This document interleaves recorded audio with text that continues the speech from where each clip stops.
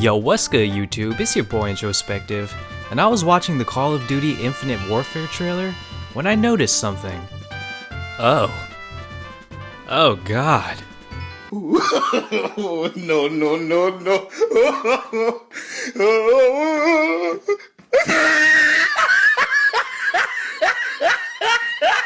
So I got to thinking, man, this can't be legit. Everyone's just hating on the game because a couple people said it sucked, and they just wanted to dislike it. But then I started watching the trailer, and what I saw was the same old gameplay, the same old graphics. Oh Jesus, are those fucking jetpacks again? Oh god. But this time it's in space. So I started reading comments, and basically everyone was thinking the same thing that I was. It looked like the same old Call of Duty, but they were making changes in all the wrong places.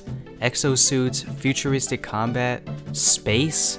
It just didn't seem like the classic war game that we all fell in love with. And at this point you're probably thinking, oh, but isn't this video about the importance of game diversity? Sounds to me like you're just bashing them for trying to make changes. Yes, change is good, and it's necessary, but it should always be made around what people fell in love with in the first place, what the franchise was originally intended to be. I love the idea of a realistic war shooter. I love the idea of having just an assault rifle and a few grenades to my name.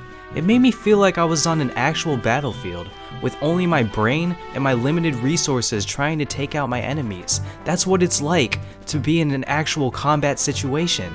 And that's what used to come to my mind when I thought of Call of Duty. It was a realistic, first-person war shooter, with combat situations that were based on actual wars that have happened in our human history. If I wanted space battles, or exosuits, or futuristic guns, then I'll play Halo, I'll play Battlefront, I'll play Destiny.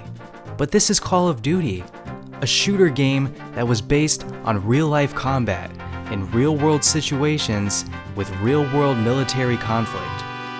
Which leads to the question, why is game diversity within a franchise so crucial, and how do developers make each new game creative without destroying the integrity of what the game was originally supposed to be?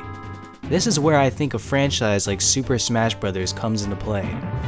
Now before we go any further, yes, this is a Smash Bros. Channel, but I'm not trying to rub it in people's faces and say that Smash is superior to Call of Duty, and I'm not trying to attack any fans or players of Call of Duty either, as like I said before, I was both of those things myself once. This is more a critique of the direct developers of Call of Duty and how they do things wrong that Nintendo has done right when developing Super Smash Bros. Through the entirety of its franchise and each of its individual installments. This is merely a comparison between two games to show how diversity throughout an entire franchise can help your game flourish, and how lack of diversity can make your entire image go to complete shit. Now the first thing worth noting is that Smash Bros has way fewer titles than Call of Duty. It only has 4 games, so one can argue that it's easier to maintain diversity through Smash Bros than a franchise like Call of Duty, who pumps out a new game every year, and that's the reason that their games are starting to feel bland and uninspired.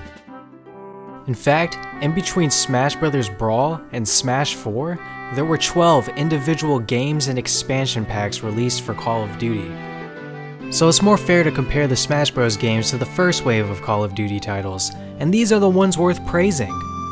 Smash Bros. Has always known its identity, and the developers have embraced that. It was intended to be a fun, casual party game with friends, but it also has a competitive side due to the unique fighting style, the gameplay mechanics, and the diverse character selection.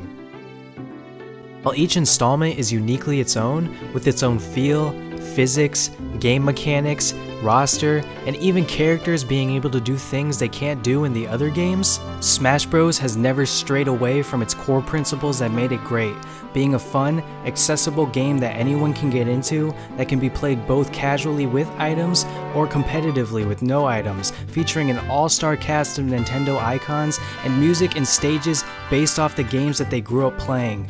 At its core, everyone knows what they're gonna get in a Smash Bros. Game.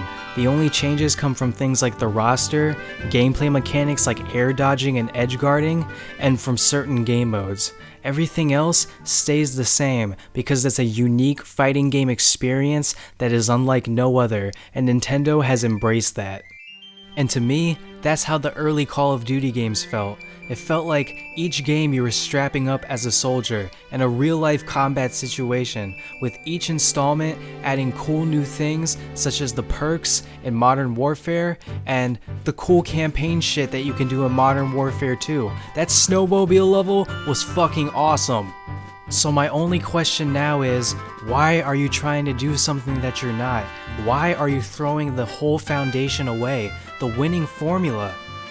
If Super Smash Bros. 5 had the gameplay mechanics of Mortal Kombat, do you think people would be happy?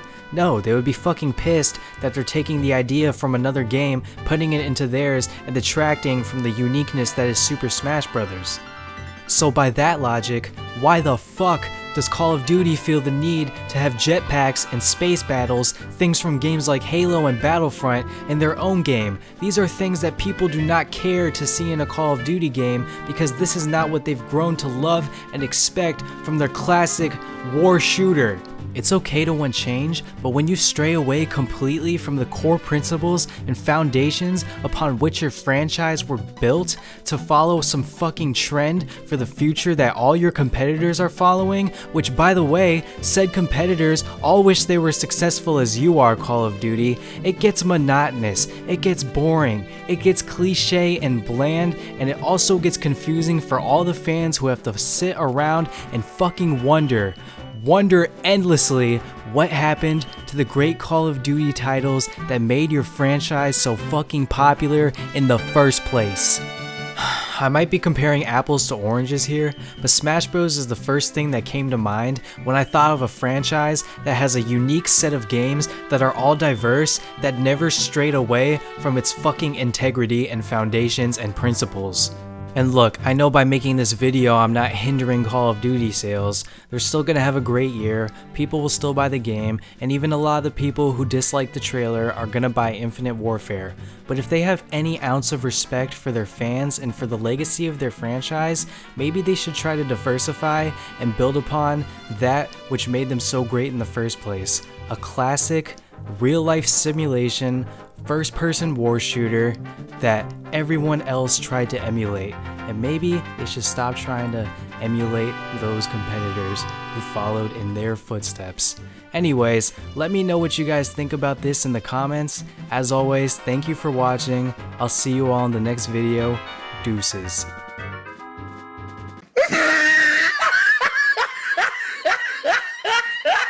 This is